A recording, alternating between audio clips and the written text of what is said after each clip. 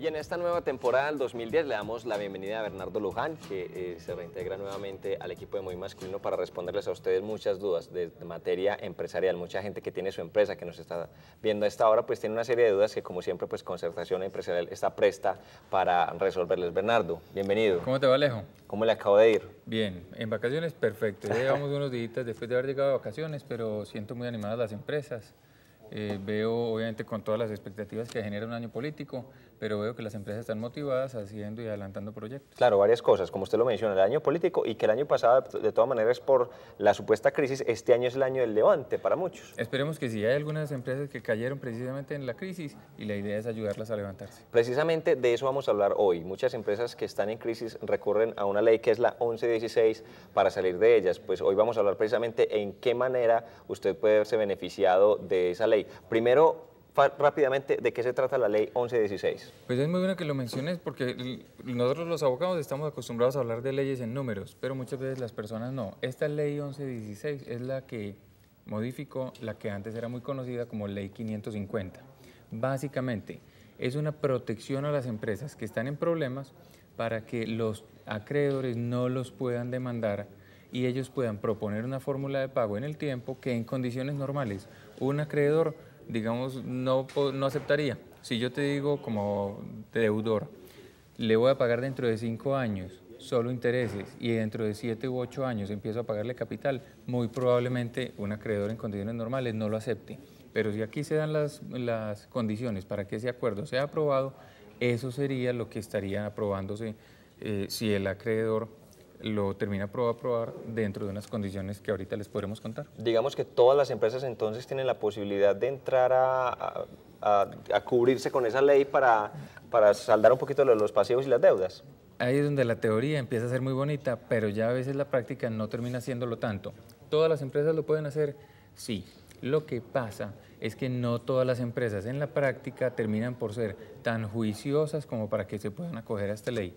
¿Qué tipo de empresas lo pueden hacer? Las empresas que sean organizadas, juiciosas, metódicas, que no tengan contabilidad por debajo, que no tengan cosas o pecados por esconder dentro de 18 meses hacia atrás por lo menos, que no hayan hecho operaciones con el ánimo de insolventarse o volverse ilíquidos en beneficio de algunos acreedores específicos y de manera particular de los socios, porque lo que harían entonces sería no haber llevado las cosas suficientemente bien como para que efectivamente los acreedores puedan tener la confianza en que este empresario ha hecho las cosas tan bien como para que nada de lo que ha hecho en el tiempo relativamente reciente se tenga que devolver. Entonces a veces las empresas me dicen a mí, si yo paso esto ya para pagar esta deuda, ¿lo puedo hacer? Sí, siempre y cuando la deuda sea real. Muchas veces para proteger, digamos que el patrimonio de los socios, lo que hacen es crear figuras y se buscan a ver por dónde se le pueden meter a la empresa por detrás para sacar una propiedad que quieren sacar antes de que los acreedores se la lleven.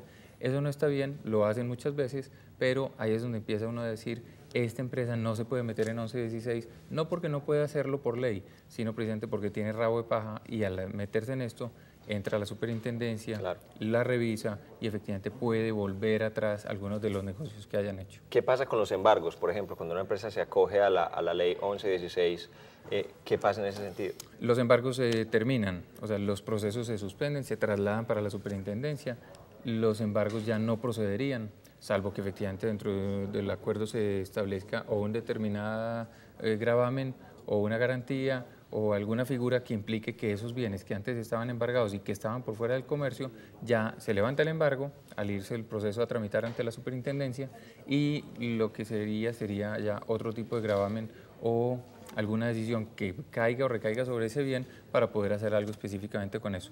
Pero los embargos se levantan. Bueno, yo tengo una empresa, supongamos que yo tengo una empresa y resulta que tengo bastantes problemas y quiero acogerme a esa ley 1116. ¿Qué requisitos debe tener mi empresa para poder verse beneficiado de ese plazo? Bueno, ahí es donde empezamos entonces. La teoría, como te decía, es muy bonita.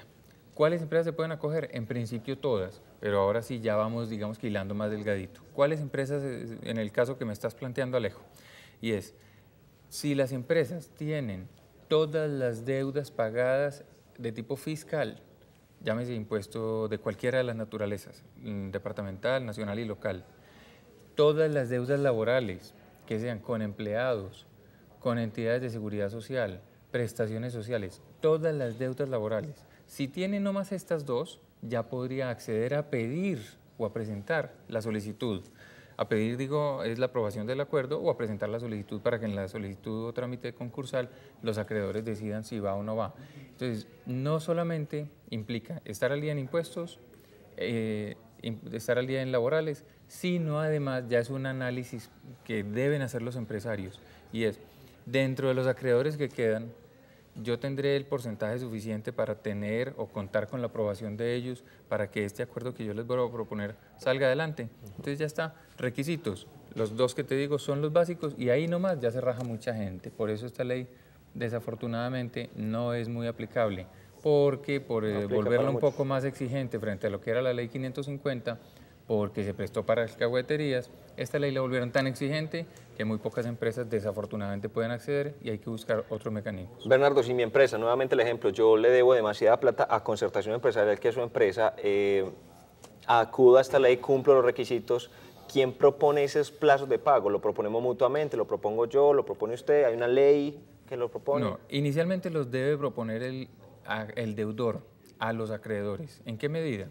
Cuando los deudores analizan o hacen un análisis financiero de la compañía, de manera que digan, yo puedo hacer estos pagos en el tiempo, de manera que son 5 años de plazo total, pero hasta dentro de un año yo puedo, solo hasta dentro de un año puedo empezar a pagar intereses, los causaré, pero solamente los puedo pagar. Entonces ahí es donde empiezo yo, como empresa, a hacer mis análisis financieros para ver si la empresa es viable o no en el tiempo, partiendo obviamente de unas premisas. ¿Cuáles son esas premisas? Que por lo general las empresas que estén en acuerdo de reorganización, que antes era el acuerdo de reestructuración, o lo que antes, aún antes era concordatos, en este momento lo que se hace es ver si la empresa, con pagos de contado, con gente que no le va a prestar, con créditos que no le van a otorgar, si la empresa como tal es viable, porque estaría dejando de pagar las deudas actuales para empezar a pagar solamente las deudas que se generen en la marcha misma del negocio.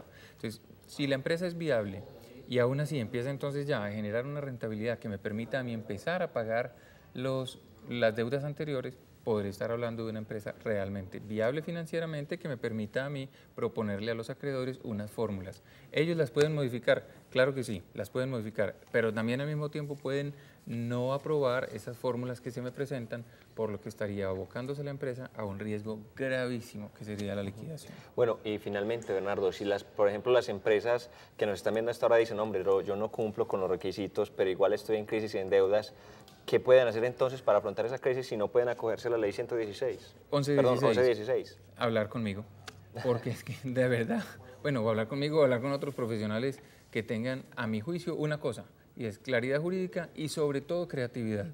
¿Por qué? Porque las fórmulas o figuras jurídicas actuales permiten muchas fórmulas para buscar que una empresa se reactive de pronto con un contrato por otra empresa, haciendo contratos de administración de alguna de las cosas de la empresa que está en crisis, de manera que pueda seguirse operando y se pueda buscar un mecanismo de pago alterno para que esta empresa pueda seguir en la marcha en el mercado, participando en el mercado donde está actualmente, pero buscando al mismo tiempo un aval o una fórmula de pago para los acreedores. Entonces hay que, conociendo cada caso específico, buscar creativamente fórmulas que se les puedan dar a los empresarios para que salgan de esta crisis. El mercado está, la plata está, basta simplemente salir a recogerla. Y para salir a recogerla hay que buscar fórmulas. Perfecto, ahí tienen entonces la invitación, hay que llamar a los expertos, definitivamente en Concertación Empresarial pues siempre les ha hecho esa invitación, que no se dejen caer en la crisis y si usted ya está inmerso en ella, pues hombre, hay muchas formas de salir o preguntándole a los expertos. Allá con mucho gusto llaman, piden la cita y estamos hablando para oír cuál es el caso, a ver cómo se les puede ayudar. Perfecto, Bernardo, muchas gracias. Mil gracias a ti.